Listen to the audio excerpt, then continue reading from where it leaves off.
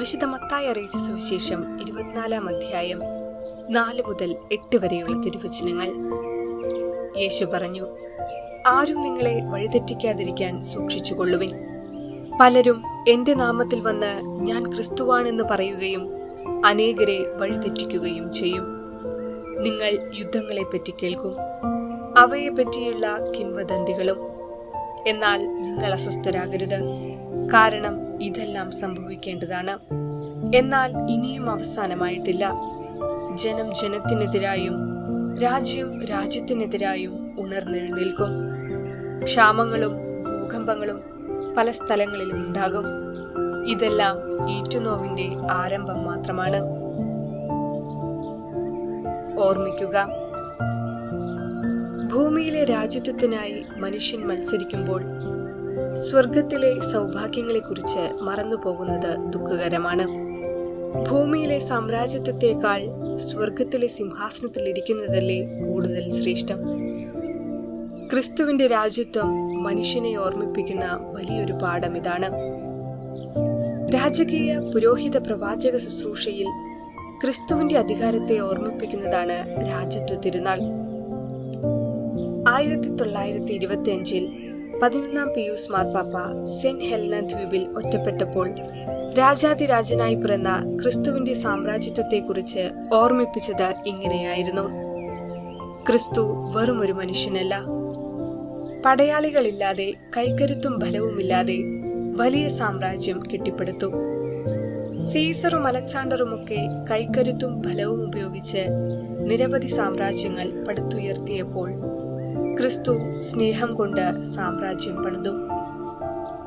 ജനതകൾ കടന്നുപോയിട്ടും പല കിരീടങ്ങൾ ഉടഞ്ഞു തകർന്നിട്ടും സഭ ഇന്നും നിലനിൽക്കുന്നത് ക്രിസ്തു രാജാവായിരിക്കുന്നതുകൊണ്ടാണ്. ക്രിസ്തുവിന്റെ രാജ്യത്വത്തെ തകർത്തെറിയുവാൻ എത്രയോ സാമ്രാജ്യ ശക്തികൾ മുന്നോട്ടു വന്നു. എത്രയോ അബദ്ധ സിദ്ധാന്തങ്ങളും പാഷണ്ഡതകളും നാരകീയ ശക്തികളും തലപൊക്കി. പക്ഷേ അവിടെയൊന്നും അടിപതറാതെ സധൈര്യം മുന്നേറുവാൻ സഭയ്ക്ക് സാധിച്ചത് ക്രിസ്തു രാജാവായിരുന്നതുകൊണ്ട് മാത്രമാണ്. നമ്മുടെ ജീവിതത്തിന്റെ രാജാവും നേതാവുമായി നാം തിരിച്ചറിയേണ്ടത് ക്രിസ്തുവിനെയാണ്. ക്രിസ്തുവിനെ ജീവിതത്തിൽ നിന്ന് മാറ്റി നിർത്തിയാൽ നമ്മുടെ ജീവിതവും ദുരിതപൂർണമാകും. ക്രിസ്തു ഈ വീടിന്റെ നാഥൻ എന്നു വീടിന്റെ ഉമ്മറപ്പടികളിൽ എഴുതി വെച്ചിട്ടുള്ളത് കൊണ്ടായില്ല, മറിച്ച് നമ്മുടെ ജീവിതത്തിന്റെ വാതിൽ ക്രിസ്തുവായിരിക്കണം. നമ്മുടെ നാഥൻ ക്രിസ്തുവാണെന്നും ജീവിതം ക്രിസ്തുവിനു വേണ്ടിയാണെന്നും തിരിച്ചറിഞ്ഞു ജീവിക്കുവാൻ എല്ലാവർക്കും ഇടവരട്ടെ എന്ന് പ്രാർത്ഥിക്കാം.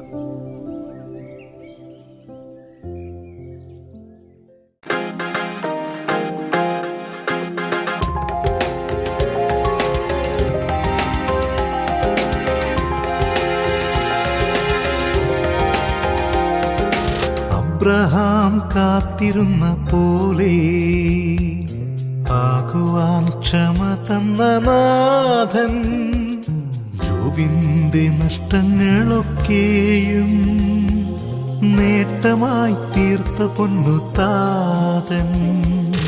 അബ്രഹാം കാത്തിരുന്ന പോലെ ആകുവാൻ ക്ഷമ തന്ന നാഥൻ, ജോബിന്റെ നഷ്ടങ്ങളൊക്കെയും നേട്ടമായി തീർത്ത പൊന്നു താതൻ.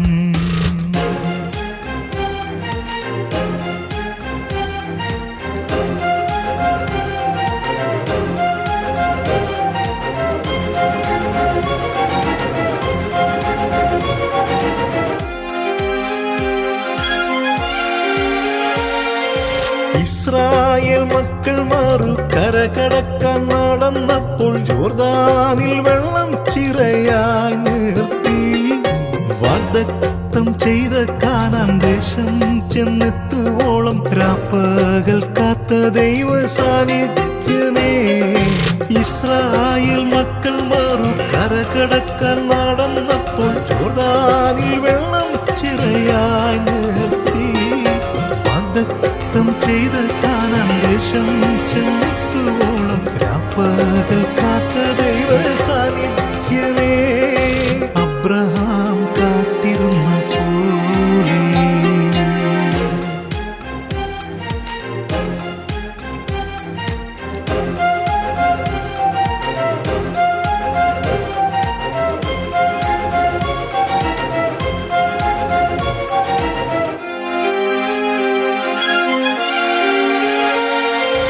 അടച്ചിട്ട വാതിലുകൾ തുറന്നു നിൻ മാർഗമായി വഴികാട്ടിയായി കൂടെ വരും.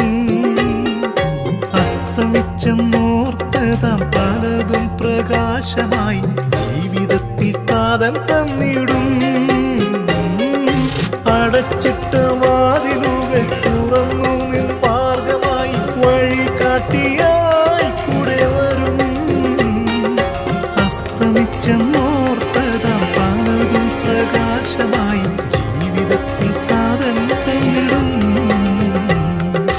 അബ്രഹാം കാത്തിരുന്ന പോലെ ആകുവാൻ ക്ഷമ തന്ന നാഥൻ ജോബിന്റെ നഷ്ടങ്ങളൊക്കെയും നേട്ടമായി തീർത്ത പൊന്നു താതൻ.